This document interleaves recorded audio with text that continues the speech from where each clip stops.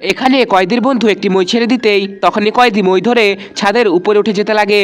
আরে এই নে, আর তোর সব কিছু মনে আছে তো? আরে হ্যাঁ, সব মনে আছে।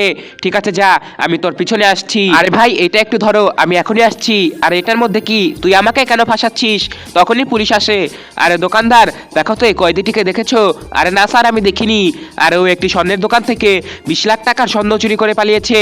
আরে বাহ, আচ্ছা, ওকে দেখতে পেলে আমাকে অবশ্যই ফোন করবে। আচ্ছা স্যার। আরে ভাই, আমি চলে এসেছি, এবার আমার জিনিস আমাকে ফেরত দাও। আরে কিসের জিনিস? আমাকে 50% ভাগ দিতে হবে। আরে ভাই, আমার কাছে তো 1 টাকাও নেই, ওখানে 20 লাখ টাকার স্বর্ণ আছে। তুমি এক কাজ করো, আমাকে 60,000 টাকা দাও, আমি এই টাকা দিয়ে পুলিশের নাগালের বাইরে চলে যাব। আচ্ছা ঠিক আছে, এই নে 60,000 টাকা। আরে তুই কি ভেবেছিলি আমার হাত থেকে পালিয়ে যাবি? আরে দোকানদার, তুইও মিথ্যে বলেছিলি, তোকেও এবার ওর সঙ্গে জেলে যেতে হবে। আরে স্যার, আমার ভুল হয়ে গেছে, কিছু টাকা নিয়ে সমস্যা মিটিয়ে নিন না। আরে কি, তুই আমাকে ঘুষ দিতে চাচ্ছিস? আচ্ছা দিচ্ছিস যেহেতু, তাহলে দে 50,000। আরে স্যার, এত টাকা নেই, 30,000 দিতে পারবো।